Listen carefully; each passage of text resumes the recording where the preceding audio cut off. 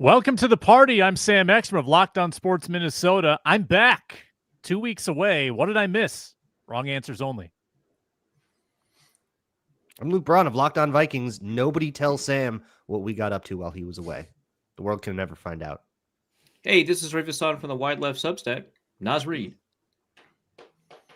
What's happening? Luke Inman at Luke_Spinman. Sam, buddy, you need any pointers on how to host this show? Let me know. I'm pretty much an expert now. Okay.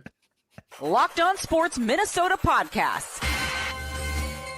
It's endless Minnesota Vikings talk with the diverse voices of your local experts. It's time for the Minnesota Football Party. It's your guys hanging out talking next level Vikings football.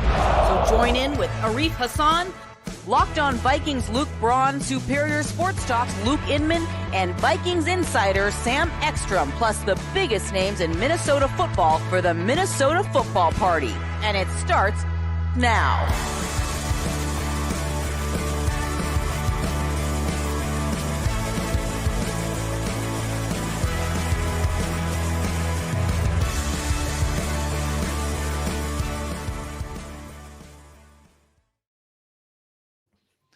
What is going on? We're back on the Minnesota Football Party on Locked On Sports Minnesota, also on the Locked On Vikings audio feed. Check us out there. We're so glad you're with us. We do this every Monday and Thursday live. It's all part of the Locked On Podcast Network, your team every day. Thanks for making us your first watch or listen today.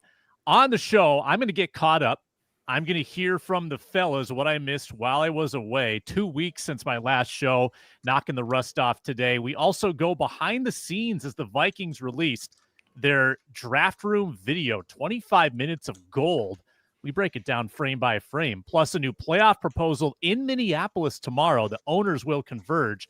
Do we like the idea or not? Plus, I want these guys' top OTA storyline. It's all on today's Minnesota Football Party. You met the Lukes, you met Arif.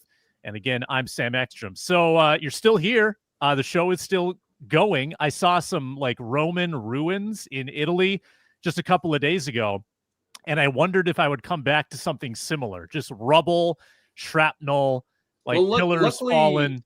That was the favorite in Vegas, by the way. Cloning technology has advanced such that you can't tell the difference between the versions of us you saw beforehand versus what you see now. So we're good. You've changed. You've changed. You're more chiseled, hardened by what you experienced while I was gone. This is what I think I missed. This is what I kind of aggregated all of what I seem to have missed while I was gone. I missed a lot of puff pieces about Randy Moss's kid. Is that correct? Yeah. I mean, I didn't read or write any, so I'm going to assume that that's what happened. Yeah, he did not make the team as expected. Yet. He had a fun weekend. Yeah. It's and now you can sell dental equipment. Yep. I remember doing that with who's the tight end from LSU, his kid. Thaddeus Moss. Thaddeus Moss. Thaddeus People were like mad he didn't come. He got drafted, yeah. Yeah, so that's But no, I mean the Vikings. Do you remember Chris Carter's kid showing up? Duron Carter? No, we talked about Carter a little bit. Yeah. He had like a 10-year career in the CFL. He was kind of, I mean, this is maybe overstating, but he was kind of the CFL's Terrell Owens, right? He would like ball out for a team. They got sick of him, so he moved to a different team, balled out there. Mm-hmm. It was pretty excellent. I appreciate that kind of career. It's a good run for sure. Yeah. The Legends kids never disappoint. It also seems like I missed some absurd schedule rhetoric about the Lions rest differential. Is that a thing? Like the Lions have. Well, on this show, we didn't necessarily talk about the rest stuff with the Lions. I did ask these guys what they thought of the Lions road schedule. Sam, I don't know if you've looked at that yet. Brutal, yeah. It just hasn't been really an A topic, and at the time too, the schedule is still so fresh. We were just talking about Vikings, but spend 3 to 5 minutes maybe and peruse that Lions road gauntlet. Really, it's pretty insane, top to bottom. Yeah. And granted, they won't be underdogs by more than 3.5 points in any of those probably. But back to back, it is It is pretty Some brutal. hostile Well, it stands to environment. reason that because the Vikings have a ton of tough teams on the schedule, but they get a lot of them at home. But I'm sure there are teams in the Right. division that have those on the road. That's going to be less Lions and Bears favorable. have all those games on the road. Yeah, it's Yeah. the AFC North, right? Which they get a lot of them on the road. They get Lamar on the road. They get Burrow on the road. But then also the first place schedule, they get the Chiefs, and they get a couple other first place teams in there as well. So yeah, it's pretty brutal. Maybe we could rip through it one more time. But I looked up what you were just talking about, Sam. So first of all, I really hate to cite this source because they do so much clickbait on Twitter, but this is good stuff. Sharp Football did the rest analysis. Yeah, I know. Oh, that's actually right up his alley. Yeah, I know, right? It's like, hey, if you could just keep doing this stuff, that would be great. Black and white, Anything objective. Yeah. Anything you can do objectively on a spreadsheet, and then we're Yeah. But no, the Lions are number 1 in net rest days versus like average, right? So you take a 7-day schedule and then you get to play on Monday instead of Sunday, you get +1, right? So on days between games, they have the highest net. And in fact, they only have 1 week where they're -1, where they have less rest than a typical team. So well, how does that work if you play on Monday, right? And you get +1, then you play on Sunday, you're back to even, right? -1. I don't know. Look at their schedule. I don't know. So the Lions. So he's saying that the Lions basically play a lot of teams coming off Monday night games. Oh, okay, I see. Got it. Yeah. The Lions would have a 1-day advantage in rest. I've got a couple schedule takes personally. I just wanted to Let's hear them. my final observation of what I missed while I was gone. So JJ McCarthy's never had a Mike and Ike. That was the only thing. That's true. Hilarious, Well, now he has. dude. That was so cute. Oh. Hilarious, this? dude. What? Yeah, Justin Dude, Jefferson and JJ hashtag McCarthy went to chemistry. a Wolves game together, and they Front shared row, Mike and Ike's. Wolves And it came game. out later that was just JJ the McCarthy's whole- first ever Mike and Ike's. Oh, And you know so too, it's so adorable. on brand for JJ to just have a handful of candy chilling in his pocket too, right? He loves the sweets, You right? know He loves he's not Yeah. he's not You a know Justin chocolate Jefferson sweet has guy. He's indulged that in a Mike and fruity, Ike, yeah. sweet and sour kind of dude. And I don't know how you guys feel about, but Mike and Ike's, that's like they're pretty good. they're bottom on my power rankings. So Hey, They're like a B- candy to me. They're fine. that's kind of where I'm at. Is that they're do they BB-, go which, undrafted in the Halloween candy draft typically? like every year? I'm Yes, pretty sure. typically Yeah. every year. almost always. yeah.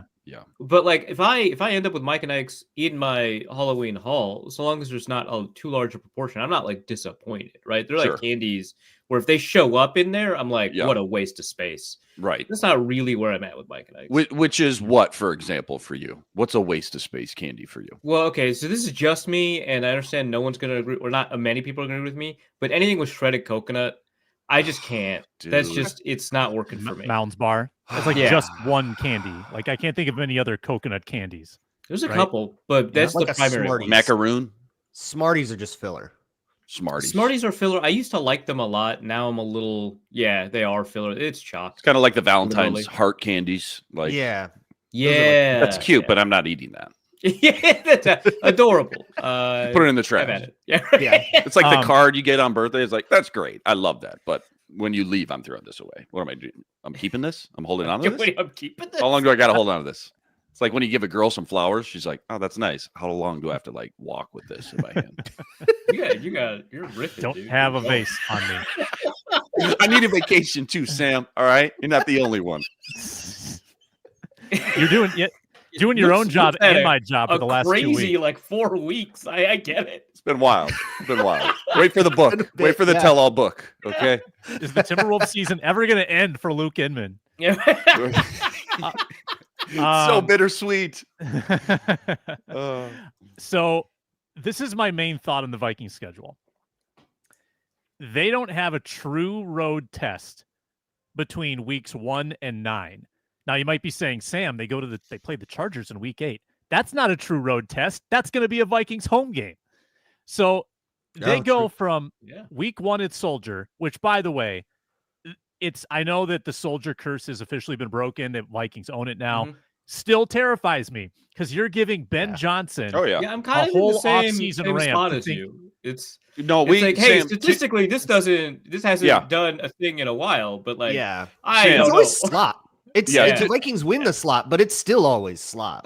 Nobody feels good about the at Soldier game ever, even though we win. We've won 5 out of 6, whatever it may be. Sam, always to your by point, 1 or 2 or 3 points. Yeah, I asked these guys. Like magic is still in the air. I asked these guys, give me a possible upset game for good and bad, and I think Arif, you're the one to point out Bears at Soldier. How about Week 1? And I don't know, maybe the Vikings would be underdogs anyways. I think we could probably look that up, but that feels like a potential, not trap game, but like, it's at Soldier. You just never feel good about it. KOC's just got to whisper some sweet nothings in Caleb Williams' ear before the game. Like, man, I just remember how you throw this game, all right, by the trade deadline. I'm making calls. We'll get you here. We'll get you in purple. So you've got that game scary. Then you've got back-to-back home games. Not only are the Vikings undefeated in Europe, but you've got the Steelers who, whether it's Rodgers or not. I think it's going to be Rodgers, the way. Rodgers abroad again is really funny. Yeah. You're going to be favored in that game. It is. I didn't think about that. That's hilarious. Yeah, Rodgers in Europe again. You're going to be favored in both games over there, and you're going to have favorable crowds in an official. That's a road game. Yeah. So 2 true road games, could have been cold weather. Those are now in Europe, probably with a pro Vikings crowd. Week 6 bye, back home against the Eagles, favorable crowd in LA on a Thursday night. You don't have another true road test between week 1 and week 9 at Detroit. That's crazy. I like how you did expand the kind of, or I guess restrict your definition of what a true road test is to discount literally a road game in Los Angeles. Okay, so I get what you're saying. I get what you're saying. Super real of you. Yeah. They can't produce a crowd or anything like that, but it is just like funny. And even if you want to give the Chargers credit for that being a road game, it's still legitimately between 1 and 8. No. It's a really game. long stretch of not having. The Vikings were in a lot of ways advantaged by the schedule, right? We talked about this a little bit, but I think a lot of people's initial reaction to having consecutive international games was like, oh man, I can't believe they would do this to the Vikings. Huge favor they did the Vikings, I think, getting rid of those road games. And my argument was that you have one essentially neutral site game and one home game because the Vikings have the rest advantage, right? We were just talking about that against the Browns because they get to stay. So I think the Vikings got hugely advantaged by the way that the schedule fell they down. Definitely did. I don't even think we talked about this on the Thursday show, but not having to go to Heinz Field where they've never won apparently, which just blows my mind. Not having to go to Cleveland, obviously, where they haven't won since I don't know. Well, they haven't played like that. Okay, maybe that's what it is. Yeah, that's part of it. Actually, that was the last game in Cleveland. Was the Peterson stiff arm farm? Yeah, can't remember another one after that. Snatched his soul. Yeah, I will say. Does it worry you guys at all? I feel like every time we bring up the international games, we do talk about hey, NFL actually did us a favor. We have so much faith and confidence in the Vikings organization, the coaches, all the logistics. They're going to be ready to play football, right? And it's not like the Jaguars going over there, right?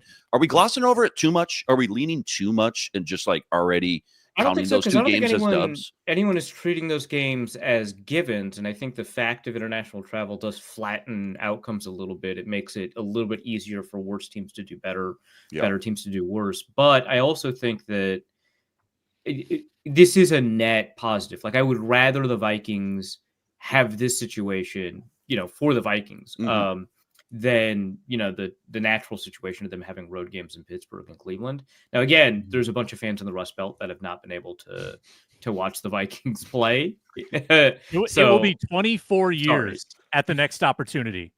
24 years between games in Cleveland. Get your no, because the Cincinnati game's a home game. Man, that's wrong. And who knows? 2030. What happens in 2033? I think the home schedule, this is, if you have season tickets, what a year for you. I was literally, Sam, I was going to ask you, this is the best year to be a season ticket holder since when? I literally thought about, okay, Sam, we're going to talk about the schedule. We're going to revisit that again. I want to know, just top of your head, this is the greatest year to be a season ticket holder for the Vikings since blank. When is it? 09? I would excitement? say 2016 because that was the first year in the stadium. Yeah. Not the schedule was great or anything, just the first year in the stadium. Opened with prime time game right away, San Francisco, right? Jimmy G, was that the Saints game? First, that was First Packers. one. Packers was the first home game. Got Yeah, it. because the With, Saints was the next year, Bradford. right? With Was it Bradford. Bradford's debut. Mm. Yeah, Bradford's debut, I think. After Sean Hill won in Tennessee, Sean Hill, right? yeah. The day after Luke Digging Inman got deep. married. There you go. Yeah. There you go.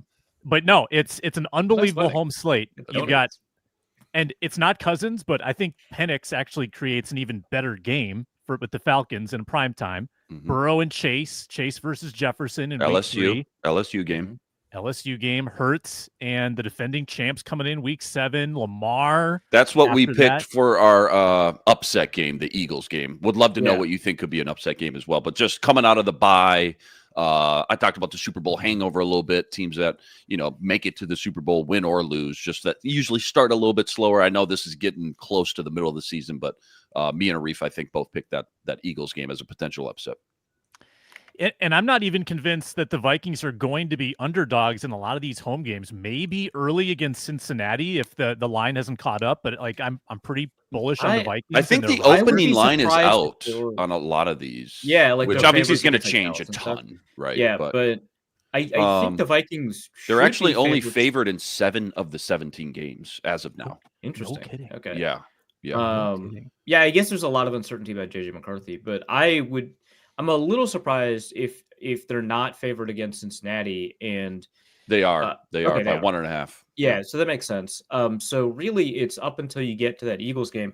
The Eagles are so interesting, right? Because like 2 years ago, they produced this like 10-1 record and then they collapsed late. I think the advanced statistics suggested that they weren't nearly as good as their record, and that kind of bore out a little bit, overcorrected a little bit.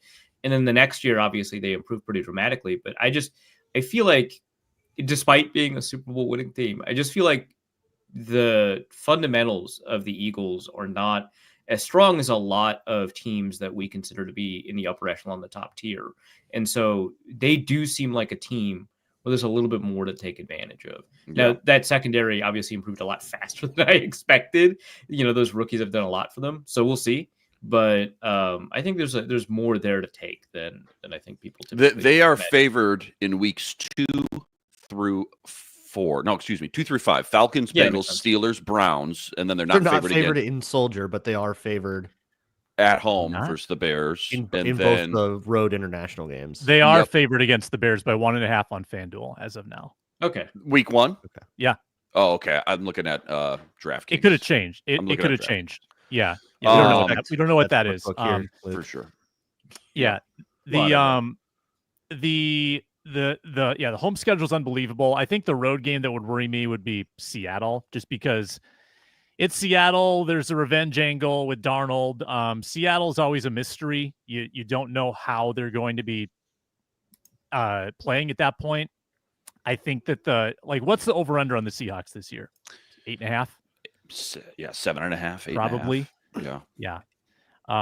But that's always an upset alert game. But I love that you end the season with 2 at home. I love that you get the final game against the Lions at home on Christmas, and you get the Packers with a rest advantage as well in Week 18. I think that's pretty Sam, good. how do you feel about the trap game potential of that Giants game coming off of Sunday Night Football going into the Lions? Well, you know how I feel about Russell Wilson, Luke. I mean, you know how much I Hey, respect Jackson Dart by then. his greatness.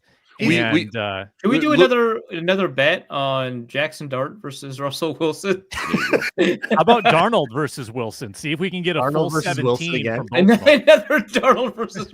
I'll take the same bet. I'll take Darnold again. Luke painted Using a great the same picture. Luke painted a great picture of we go into Dallas, Jerry's World, prime time. We beat them, riding high, right?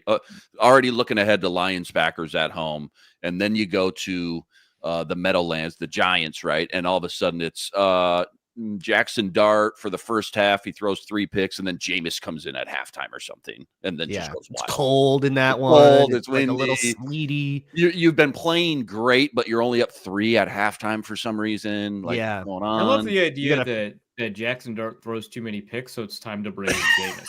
Like, What is the exact logic Where that are we they had to at deal in with? their season, right? With That, Nick like, I'm Mullins trying to watch. figure out Jameis plan. who their interim coach will be at this point, because Dable will be fired. So is Mike Kafka the interim coach Mike Yeah. Kafka. Yeah. And former he'll Northwestern have brought them quarterback. to like a clean 500 since the firing. It'll just be too late, They'll be eliminated. They'll have nothing to play for. They'll be playing hard for the interim coach. Maybe it's the or just Antonio everybody wants Pierce to phenomenon.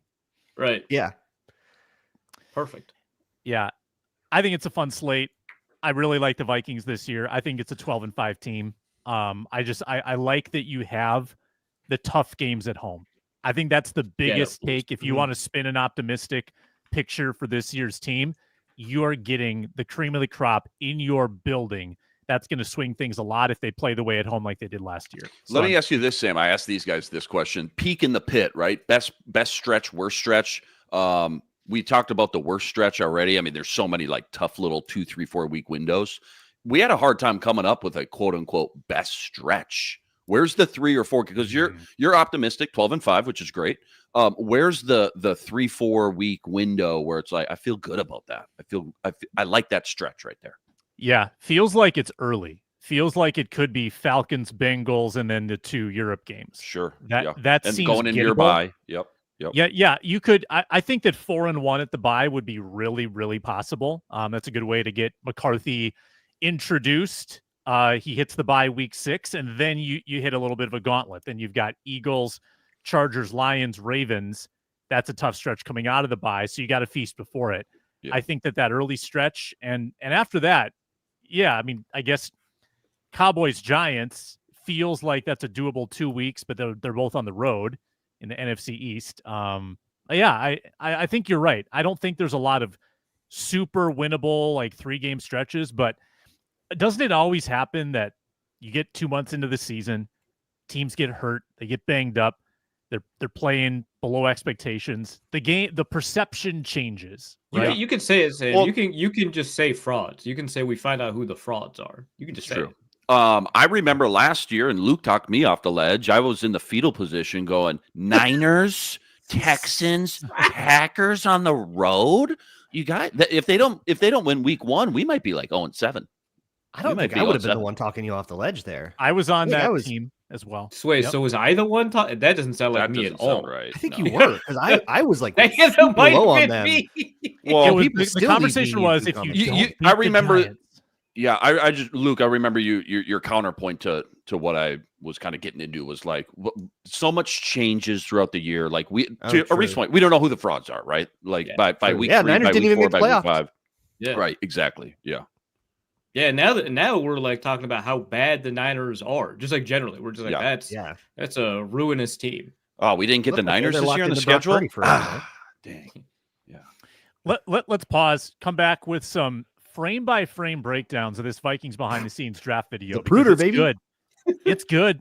Get some looks at Kwesi, KOC, kind of letting their guard down a little bit in the draft room. We see their plan for the draft and how it played out. It's pretty cool. We've got takes after this. Brought to you today by Skylight Calendar. Say goodbye to sticky notes, scribbled plans on the fridge, and overlapping calendar invites. Skylight Calendar is here to bring clarity to the chaos, help families stay organized without the stress. I'm in the meat grinder right now with this. I got a 4-year-old and a 5-year-old. The 4-year-old is in swimming lessons. 5-year-old's in swimming lessons. The 5-year-old's in soccer practice now. It's crazy. We got a wedding this weekend. We got, in-laws coming to watch the kids. There's a lot going on. Skylight Calendar helps with this. You can remove the, I didn't know about that excuse from the family routine, which can so often derail your day and your week. It's a sleek digital display that syncs with your existing calendars, whether it's Google, Apple, Outlook, and more, making it simple to track appointments, practices, dinners, and reminders all in one easy-to-see place. I need this right now. Coming back from a 10-day trip overseas, it feels like my to-do list is this long with the family. Yeah, I need Skylight. Right now, Skylight's offering our listeners $30 off their 15-inch calendars by going to skylightcal.com/NFL. Go to skylightcal.com/NFL for $30 off your 15-inch calendar. That's Skylight Cal, SKYLIGHTCAL.com/NFL.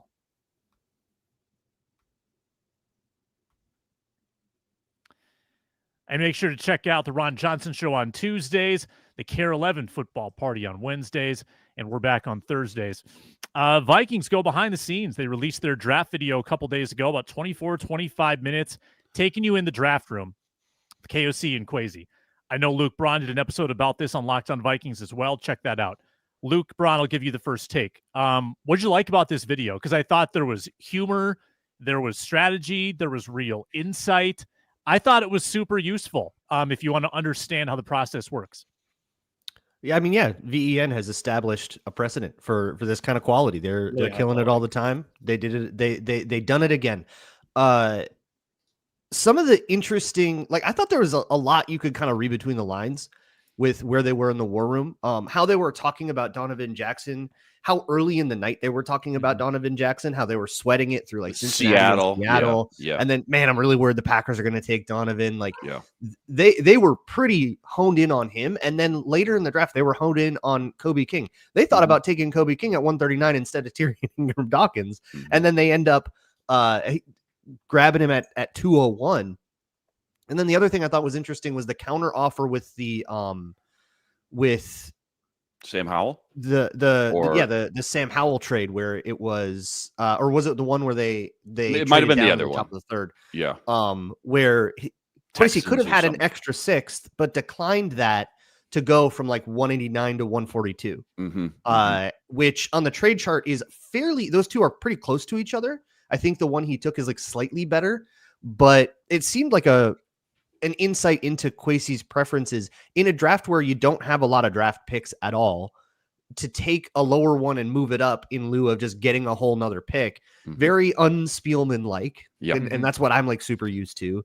And also just there must have been either a big talent cliff there that he cared about a lot, or some kind of principle about I don't know, after pick 175, it's not as important, or something that they were super a tear drop off or something. Yeah, something like that. So I thought there was a lot of interesting stuff. Yeah, I love that stuff. I love just seeing again behind the scenes stuff, like the actual verbiage, the phone calls now we get, not just from VEN, but a lot of these NFL teams.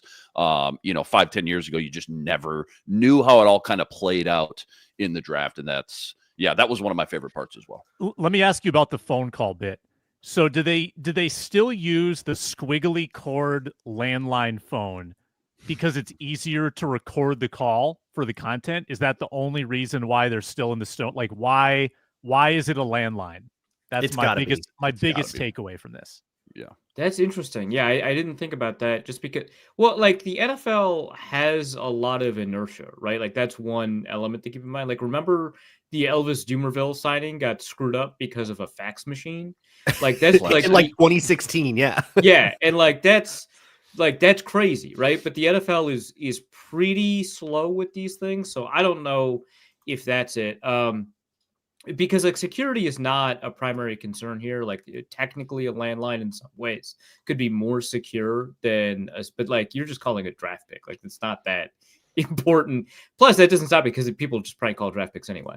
So I don't know what the reasoning behind that is. That's kind of interesting. That's a good point, that maybe this is just for making recording easier, but I feel like inertia may play a role here.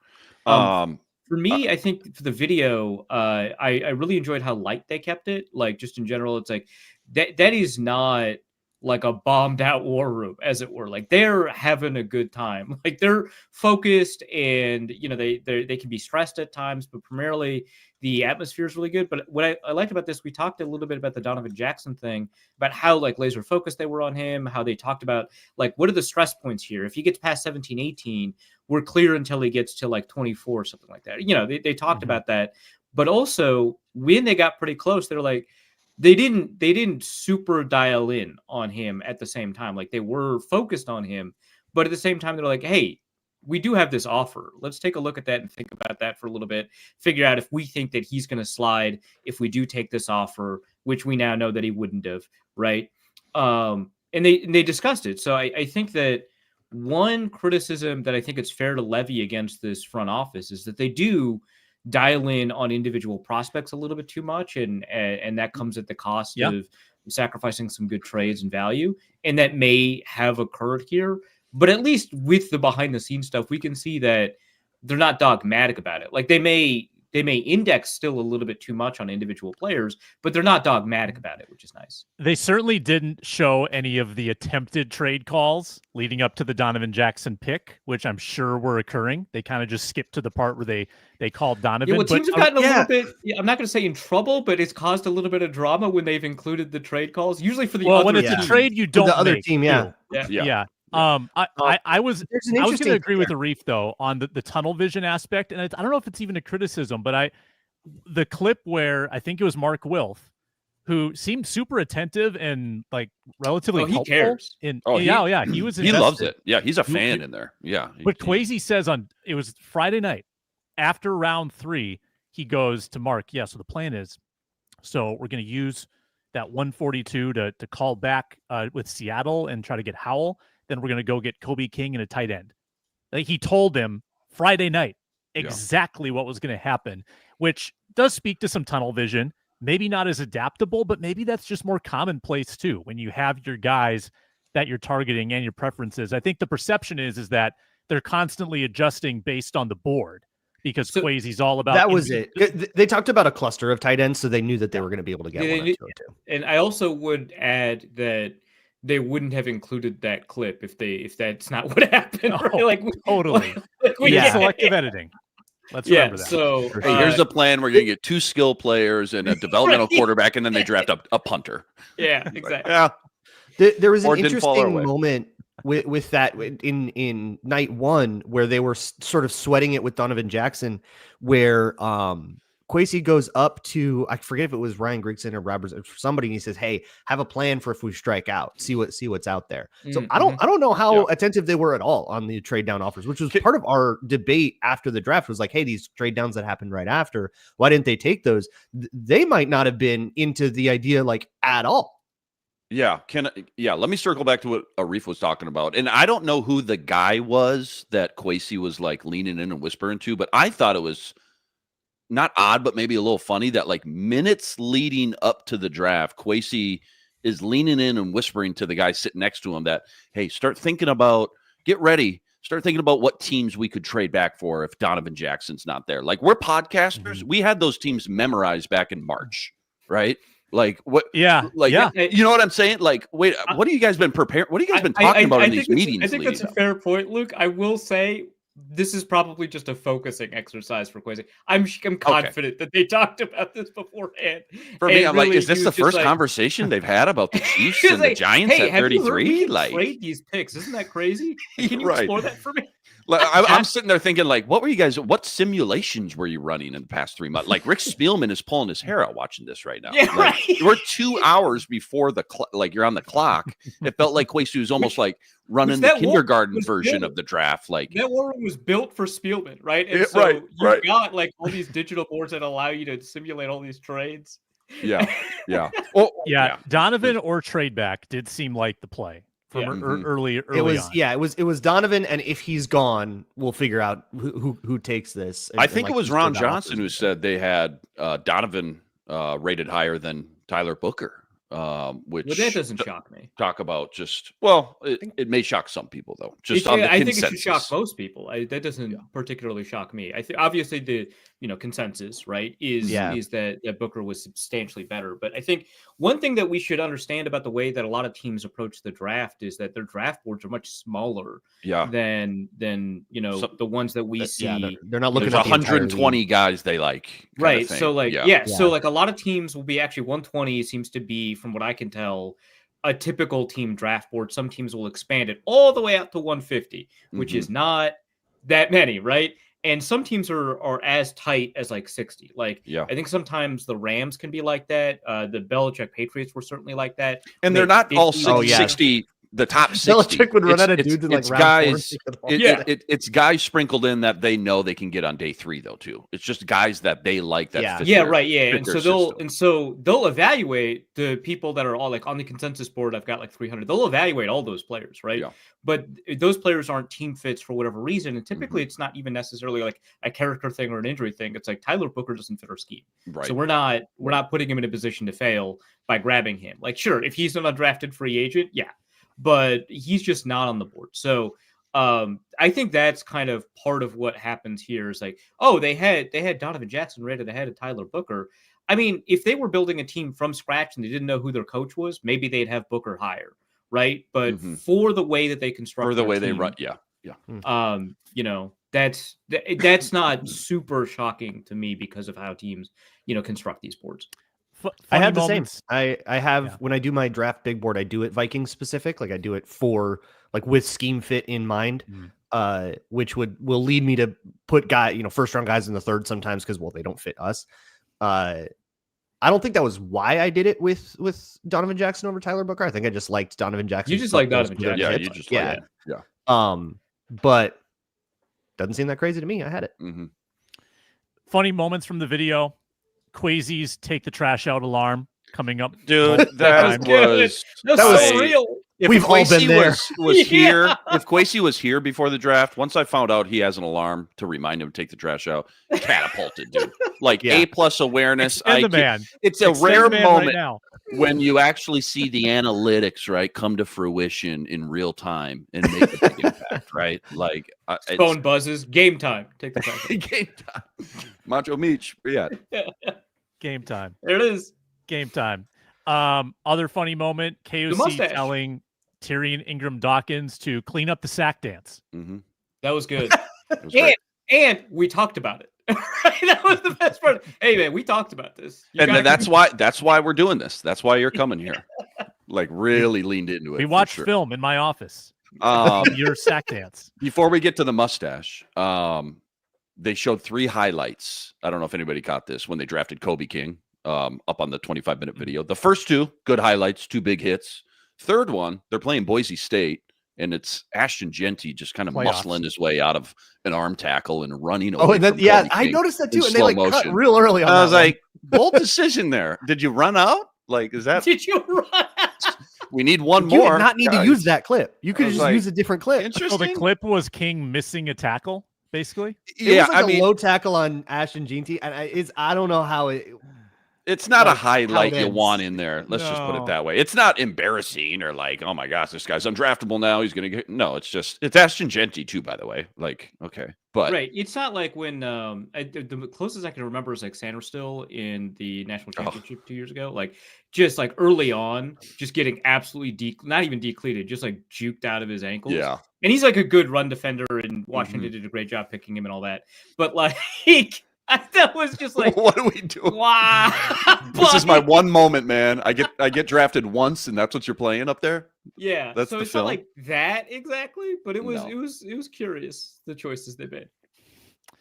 Jordan Addison lighting up about Gavin Bartholomew. See, again, to that, it's like, I love that. That's great. I get it. He doesn't talk a lot, but like, was that the whole scouting report? Like, well, Addison likes him.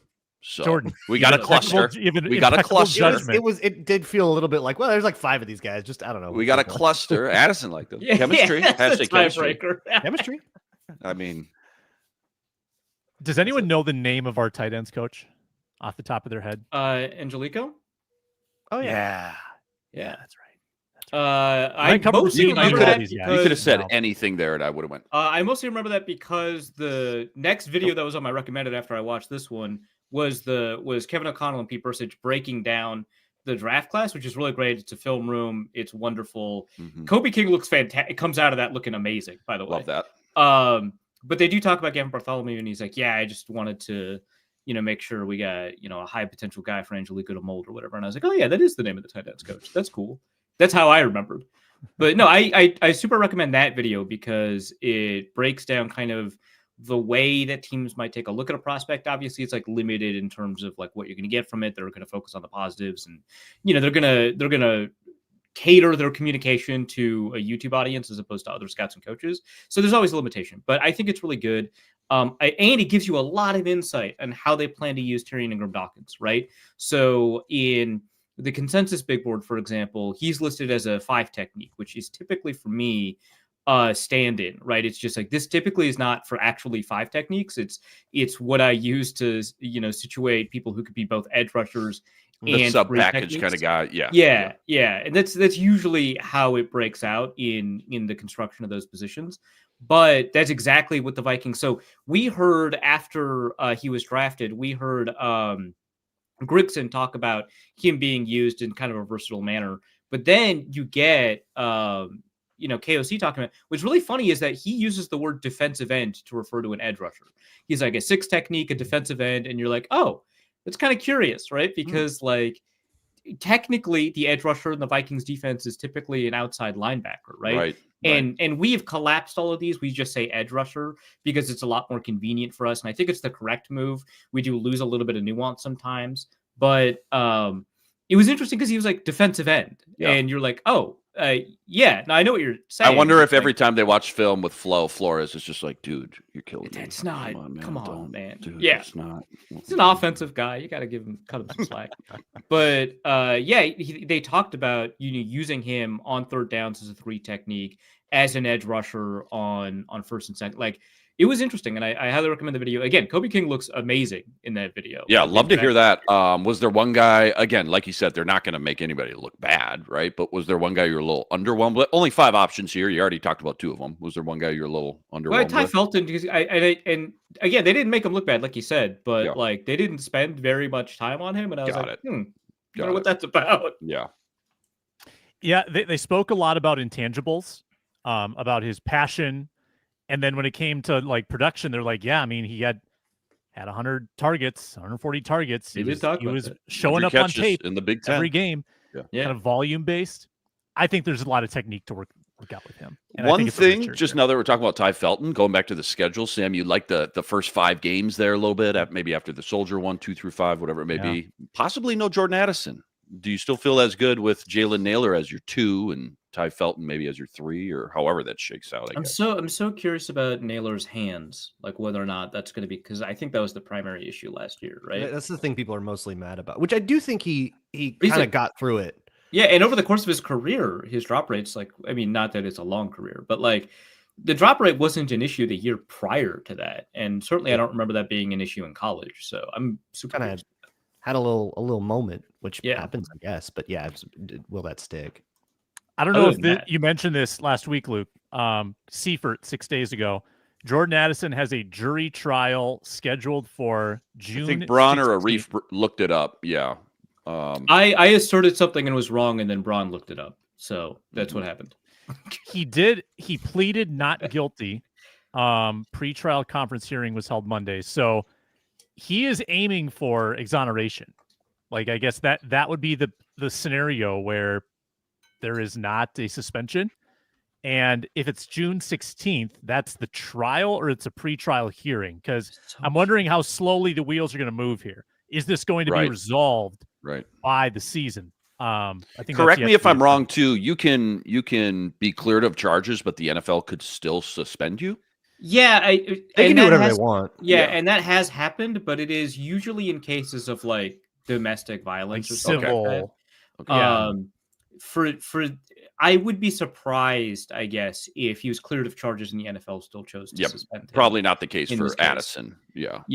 I'm just kind of curious, I guess, abstractly about what the legal defense approach is here, because there's not a ton of evidence to bring to bear, and so you're left with essentially the officer's word, which carries a ton of weight in the court of law. So either it could just be, the lawyers is going for they're overcharging my client and they can't prove the charge that they're actually going with.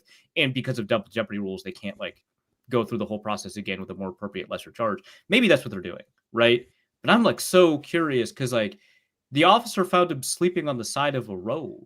That's a tough one to beat. I still kind of think they're just trying to get a better deal and they're going to settle 3 seconds before the trial. Would make the most sense. If they can plead that down and that's a negotiating strategy. Totally. Let's do a quick pause, come back with some thoughts on the new playoff seeding proposal that will be voted on in Minneapolis in the next couple of days on the Minnesota Football Party.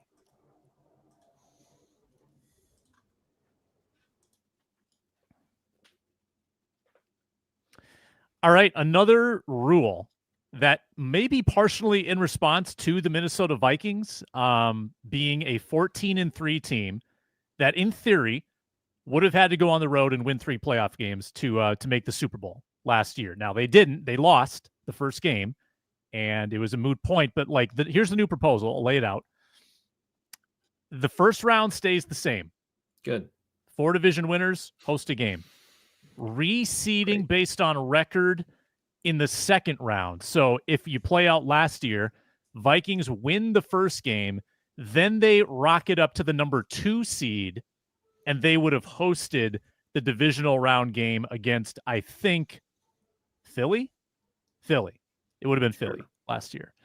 Thoughts on the proposal? I like the hedge. I like it. Keep the division championships meaningful, but also don't punish a 14-3 team like the Vikings were in last year. I think it's a good proposal. I would vote yes. I still don't mind being punished for last year. You crapped your pants against the Lions in week 18. Go on the road. I'm not even necessarily thinking about the Vikings more so, just broader big picture as far as like I want Bills Chiefs in the AFC Championship every year. I don't want it in the divisional game gave us one of the greatest games of all time, but like I just want those best matchups possible at the end. I get where you're coming from, Luke. I think that makes a ton of sense. And I like that approach to thinking, but I can't believe I'm saying this. I'm with Braun. For the most part, I'm a little like I'm glad that they're keeping the first, so I'm a little bit more ambivalent. I don't care that much, but if I had a choice, I would keep the system relatively as is, maybe some minor tweaks, which we'll talk about in a second. But the reason I like the division winner approach, where you give the advantage to division winners over superior teams that didn't win their division, is because there are so many elements that I think have taken away from, fairly or unfairly, and whether or not it matters, I don't know, but have taken away from the importance of rivalries in football. And there's no like morally good or bad reason to have them, but I like them, right? And I like having games that matter just because they matter, because you hate a guy. And I think maintaining the importance of division games always ramps up the importance of those rivalries. And so the rivalry games will always feel meaningful, and that ability for them to always feel meaningful kind of adds on to that emotional, history that you develop with a rival that allows you to be like, hey, we're going into this Bears game and they're like a 4-win team, but it matters. It just matters. And I think that rules. I think that that's really cool. And so I'd like to maintain as much of that as possible. Obviously, division winners getting that first home game if they don't get the bye, that helps. But I think allowing them to maintain home field advantage up until they go up against another division winner is another way to do that. And so I prefer to keep it that way. The tweak that I think I'm okay with is if you win the division with a losing record. And then maybe, you get to make the playoffs no matter what. But maybe you don't get home field advantage. Maybe that's screw you. And that's the thing, too. You think about the NFC South, right? Like, okay, don't you just want the best possible teams that deserved it the most, I guess, quote unquote? And you can take that multiple directions. But it just feels like every year we're like, okay, somebody's actually going to host a playoff game over one of these other teams that won double digits coming from that NFC South. And it just happens to be NFC South the past couple of years. But, you could use that example for any division over the last decade or two. The NFC West, like a decade ago. Yeah. NFC West, dude, Charger. I mean, I got Pat Mahomes in my division, and that means pretty much unless everything clicks one year, like I can never win the division. I always have to start the playoffs out on the road. That sucks. Okay. Well, that NFC South thing, that the 4th seed, I think the only way the 4th seed gets a second home game is if the 6 and 7 both win their games, which feels pretty unlikely. So that King of Doo-Doo Mountain kind of team will probably be on the road most of the time in the divisional round. Yeah, these are very fringe scenarios. And that NFC South team would also have to wait. I don't feel like we need it. I don't know. Yeah. It feels like the way the Vikings season ended felt fair. I don't know. You crap your pants in the last 2 games and then you got eliminated. Like, well, the format does not need to change. They lost one. They lost. I'm going to reframe that. They lost one game to the best team in the NFC. So they lost one game in week 17, and then therefore their punishment was they had to go on the road. And I think that this rule was made for teams like the Vikings that are exceptional, that would have, in theory, had to go play at LA, at Philly, at Detroit to make the Super Bowl. like it's a body of work league. It's not a one-game league. It should hurt to lose to your division rival. You got swept by your division rival. It was specifically that it was those games too. The Lions they went lost 15 to the and 2. Lions. Good for them.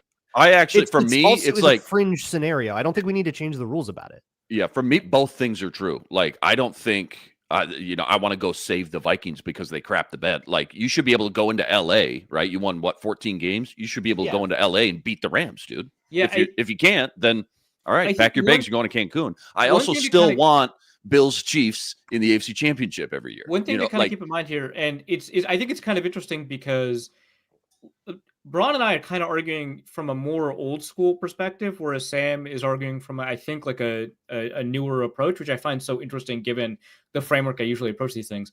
But like, we do not award the Lombardi to the best team in the NFL. Mm-hmm. We award the Lombardi to the team that wins the playoffs, right? And those are substantially different. In many years, they're completely different, right? And if we're going to maintain that, I think we don't need to start playing games with like trying to figure out who the actual best team is here or whatever. Like soccer gives the league trophy to the team with the best record of the regular season, right? And usually that is the best team in the Premiership or in Serie A or in La Liga or whatever, right? And that's a fine approach. I think that makes a lot of sense. We see in a lot of those leagues that the games at the end of the year are fairly meaningless, like unless you're fighting for relegation or if that top team is not as far away from second and third or whatever. But, those games kind of matter a little bit less. And that's, they typically award the best team, and that's fine. I think that makes a lot of sense, and I like that a lot. But if we're not going to do that, then we shouldn't, do that. You know what I mean? Commit to it. Yeah. Yeah, commit to the nature of playoffs. Mm-hmm. Mm-hmm. My point is a little bit more like a tougher one to nail down, but I think I just don't think it's a problem that your season can be derailed by the wrong loss at the wrong time. Like one game ruined their thing and their punishment. Okay, that seems fine to me. Yeah. Maybe go win the game. It is a disparate. Go win I don't the think game, it has to be a perfectly proportionate punishment for each loss. I don't think it needs to be distributed perfectly. Yeah, it's a 17-game season. If you lose the wrong ones, if they were able to take one of those against the Lions, they would have won the division. I think that's appropriate. And that dynamic happens to, teams that are 11-5 and 10-6 too. It didn't have to be 15 and 14 wins for it to go down that way, but you get swept by a team in your division. You don't get the prize for winning the division. That doesn't feel like the rules need to change over. It's the winners win mentality. Like, just go win. No, just go win. Just figure it out, man. Just figure it out. Like how the Saints probably felt after, Saints Rams 2018. When Nikhil Roby that was a much Coleman. more legit gripe, but you're not going to find any winners win, from dude. Me or Ben Weaver. All right. So bad pass interference call in the Superdome. Oh, you are opposed to this hedge where you still have to win one road game. You don't like the reseed. You're planting your flag on. You don't like the reseed. I don't think it's necessary, but it just feels a little bit more complicated. And I'm not going to tear my beard out over it. But who would be running back coach then? We couldn't have that. But yeah, no, it's if I could make the decision myself, it would be to not reseed again, with an exception for if you've got a losing record, F you. Yeah. But it's not going to bother me too much if they decide to do that. The change last year would have been Commanders playing at Philly in the divisional round instead of Commanders Lions. That would have been the change. And the Rams would have gone to Detroit. Although I will say that Commanders Lions game was fantastic. That was and I will say Inman's point about getting the best teams into the conference championship game is a good one. I do. In the fringe scenario where you have a Lions Vikings 15-2, 14-3, it does actually set up a world where the division rivals are more likely to play in the conference championship. which is kind of awesome. Yeah, lot it of is times kinda doesn't Eagles. happen. Can you imagine Eagles Commanders NFC Yeah, Championship? Eagles Commanders NFC Championship would have been awesome. All I the remember like Steelers Ravens ones forever. Oh, Steelers Ravens ones were great. dude, You remember those would be the Packers Bears one where Cutler Oh, yeah, like Jay Yes. Cutler his- tore his ACL. Yes. yeah, and then Yeah. everyone got mad at him until they realized he like legit tore an ACL, and he Who was the backup that didn't came in? look like he was in pain. Two backups. It was Caleb Haney Caleb Haney. and Caleb Todd. Haney. Todd something, right? Caleb Bauman. Haney was in there. Todd Bauman. Todd Bauman. What a name. Todd. But yeah, no, Look it there was two backups in that game, and when That's when the second backup went in, they were restricted from putting Caleb back in until the fourth quarter because of the way the third quarterback rule worked back then. Oh, But everyone was calling Cutler Todd Collins. Todd Collins. That's wow. it. Yeah, 4 attempts, no completions. yeah. And there was but- a pick six at the end, I think, to clinch it. well, they for knew Green Bay. they were passing. It's Yeah. not fair. Yeah. it's not fair. Can't judge But the yeah, book. everyone was Um, mad at Cutler for being a sissy because he didn't look like he was in pain because his facial expression never Right. changes. Right. And it, Let's face it. and it turns Resting out, Cutler face. yeah, and it turns out he had like fully tore like ligaments, and it was super painful. Mhm. And everyone was like, "Why isn't he fighting to get back in?" And it's like I'm doesn't surprised he want could it. walk to the sideline, man. That's Yeah. crazy. Super BJ quick- Raji put that game away. That's right, Gail. BJ Raji, yeah. There you yeah, go. um, Yeah. Who did the So that Packers? rule that you did- had a rivalry game. Who did the Packers play in that Super Bowl? Steelers. Pittsburgh. Steelers. Yeah. Okay. Yeah. Greg Jennings touchdown. Mm-hmm. Mm-hmm. And if you're a Packers fan, from that point on, just pain, postseason pain. Hey, they We got also- one. We though. also did They get a got one. Yeah. fun After that, story about Roethlisberger being so upset that it like haunted him that he lost it, even though he'd already won a Super Bowl. That it Oh, that's haunted him. lovely. Yeah, Two. it's Two of them. yeah, and so Did he win that second one already at that point? Yeah. He beat the Seahawks and then the Cardinals. Oh, the in Seahawks. right, yeah. Antonio Holmes And catch. so he was so haunted, like Antoine Randall. he would like he told a story about like being in the bathroom, which you don't want to hear any stories about him being in the bathroom, but he told a story about him being in the bathroom and like looking forward at like the door of the stall and seeing the loss in front of him. Like it was just burned haunting. in his retinas. Yeah, Burned and it's in like- his brain. Wow. Yeah, man, I agree. You should have beaten the Packers. What in the world are we doing here? I hope you feel bad. I ran into Jason Garrett in the bathroom at the Senior Bowl. How'd that go? Did you get a job? Well, I'm here. I'm on a podcast. What do you think? What do you think, bud? I need to spell it out for you? I mean, Jason Garrett might be on a podcast soon too. Yeah, That's true. Yeah, Football Night in America. Not a great show. Not a great show. I've seen better. Let's do a quick pause, and then we'll have our number one OTA storyline for next week before we wrap the program.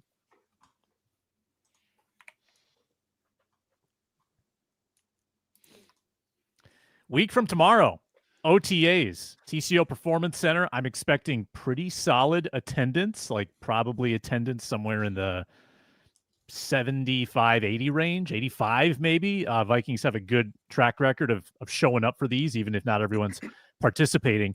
Number one storyline. Let's go around the horn. Arif Hasan, give us one. Who's going to start at quarterback? No.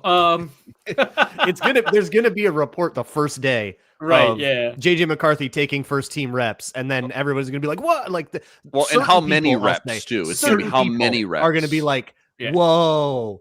Well, we're gonna count the reps for the days that the media are allowed to be at OTAs, which I Yeah. remind you is not every day.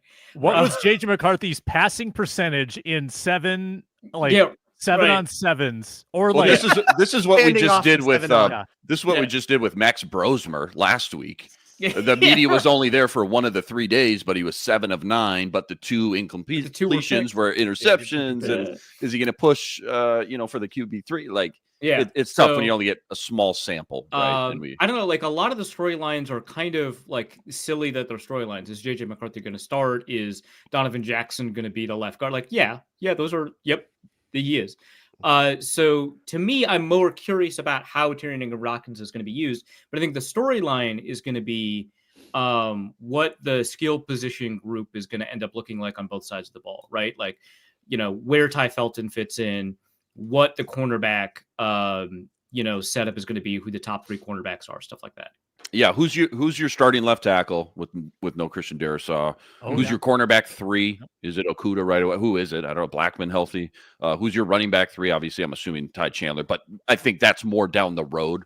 If the running back 3 competition is an actual competition, tight end 3, or even 3 and 4, I guess. I'm still a little confused about the tight end room past Josh Oliver and Donovan Jackson. Like obviously he's gonna be the left guard, but I'm curious to see just how he looks the part in pads. Does he look like an NFL left guard? Which I think he will, but like it's always a test when these guys put on the pads for the first time and you're lining up against Jonathan Allen, who's been a Pro Bowler and been in the league for 10 years, who've been doing a lot longer. So you just don't want those guys to be swimming, right? Like just look completely lost right away. Just get your head above water this first week or two and soak it up and just keep grinding it out day by day, because you are a rookie and there's going to be bad days, but you just don't want them to be like, I don't know, like I can't remember how Treadwell was right away, but like just felt like we just assumed he was going to be, like the starting guy, right? And it just never clicked. And he just never, he got behind. Then he started fights in training camp every third day too, and it was like he was doing stairs every day before practice. Right. And then he couldn't practice because he was tired.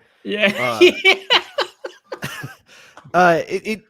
I wonder if first day of OTAs, right? Like I think we all assume Donovan Jackson will have that job by the time, anything meaningful is happening. But I do wonder first day of OTAs, they might still the incumbent. Did they make him, do they make him actually win the competition? Got earned it. I think they do. Yeah. I think you're right. I think it's Brendel day 1. Yeah. And then by day 3, sure. then he's at, or it's Brendel for OTAs and then first day of camp. Donovan I could Jackson see that. Yeah. I could see that. But like Garrett Bradbury had the job from day 1 on. Who was his competition? There was never any competition there.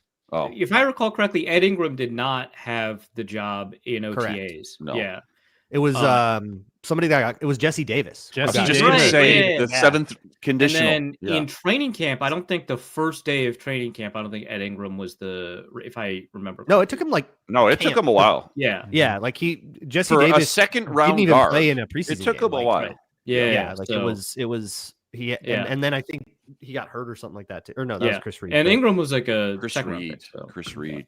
Yeah. Forgot about Chris. So I'd be curious. Also, to your point, Luke, Donovan Jackson is short for a guard. He's like 6'4", which is gonna look small among. He looks small in the rookie next picture. to Justin School. Yeah, like he's the same height as Kwesi and Kevin O'Connell, which makes it feel way smaller. Yeah. Those guys are also 6'4". Right. Yeah.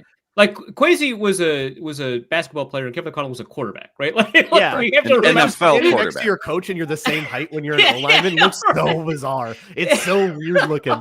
But he is short for the position, so that there might be like an aesthetic thing to look at for sure. Although to me, that's actually a good thing. I think that's great for leverage. Right, for leverage. Yeah. I want to see if Theo Jackson is next to Harrison Smith from day 1. I want to see how he's deployed. Yeah. And who else would it be? Metellus? And who are the number 1 corners? It would be so interesting to see Metellus be next to him as a too high. Or is there another guy I'm not thinking of? Yeah, like what are the packages? Jay Ward. What are the packages? Who's on the Maybe field that's the bigger question. Yeah. What is Flores tinkering with? They've and talked saying, about okay, Jay Ward a little bit. Oh, yeah, Jay they Ward. talked about Brian Asamoah too. Come on. No, this is different though. Not this offseason. This is but I meant talking about Brian Asamoah like his first year is like okay, but no, his second year they talked him up a ton. They even gave him like an individual presser. Yeah. They didn't know they had Ivan Pace yet. Well, I mean, they knew, did. but they didn't know what was going to happen yet. Yeah. But they were like, he's seeing the game so much faster. They made him seem like he was. I think I said this last show. They made him seem like he was Patrick Willis. Like it was crazy how much they talked him up, and then they gave him like an individual media, like, "Hey, you all want to talk to the new starting linebacker Brian Asamoah," and then he just like never started. That was a bizarre camp. You can't do that to him. You jinxed him. Too much. That was a really bizarre camp. Too much. He got in his head. The lights got too bright. The scrum was too big. Chris Thomason's just right in his bubble. Like, well, I'm not ready for the spotlight, dude. Thomas was test, right? such a good test for young players. Yeah, it really is. What's the Broncos over under this year? Take a peek at that. We're like 9.5 months from the Mekhi Blackmon injury. I would not expect him to be full go. And I'm curious who he has been fully cleared. I think he was fully We cleared. got to be close. Deeper in the offseason. Got to be on the bubble. Yeah, you Let think me he's actually clear? look that up because I They think don't I think that already typically- has passed. They don't expedite guys in OTAs. Like they if there's anything lingering, they're holding them. Mhm. So I would not expect in to see him. February. Oh, okay. Mhm. He was fully cleared from for all activity and should be ready for everything. Hold on. February wasn't it a torn ACL? When did Yeah. he get hurt? Didn't he get hurt in camp? In camp, right? Yeah, in camp. That would be February would be 6 months. That's just like a really fast recovery. New medical reality, Sam. Ever since 2025, dude. Charles. Don't think too hard about it. AI. Okay. God. Well, I mean, if we're gonna go there, No, we don't be have to. honest. No. This was a Darren Wolfson report. Okay. That means. Thank you. Good to know. So when he's cleared, Yeah. Also, I don't know if they really lean in too hard to Byron Murphy in these things. I think we're going to see the depth. Like I think we're going to see a lot of. Which yeah, you they're going to should. play around Which you with. should. Yeah, You don't need your yeah. staples out there, right? You don't need Harrison Smith out there. You're right. I mean, a lot of it's just like walk through or 7-on or whatever. Yeah. Like, Yeah. I've already forgotten. Yeah, you might get Theo. You might get Theo and Jay Ward back there. Actually, now that I Yeah, think could about it. happen. Yeah, I mean now's the time. Did anyone see the glowing report about my guy, my pick to be Mr. Mankato, Zemiah Vaughn, showing out at rookie camp? Yeah, he was one of the guys that picked off Max Yeah, Braun, he had a right? great play. Yeah, Things. he was the pick six guy. Yes, did see that. Yeah, we were talking Fantastic. about UDFAs we liked a couple shows ago. We had someone in the comments being like, "How come no one's talking about Zemiah Vaughn?" Guy, Because I was gone. good call. Good Good call. call, I was guy. gone. It was Yeah. our bad. Looking the part, flashing. He's flashing out there. Love it. Just like when 2014, me and Arif standing on the sideline of training camp, and Derek Cox had like his second pick six in back-to-back days, just screaming down the sideline. Or What like, a oh, dude. what a reality Speaking of pick check. six plays, dude. hats off to Cameron Dantzler, pick 6 in the UFL.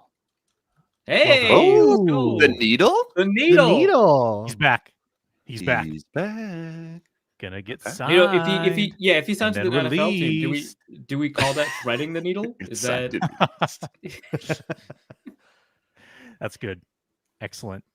We're back on Thursday. Carol Evan crew on Wednesday. Ron Johnson tomorrow. Full lineup. Locked on Sports Minnesota. Locked on Vikings YouTube channel and audio feed. Find us in lots of places.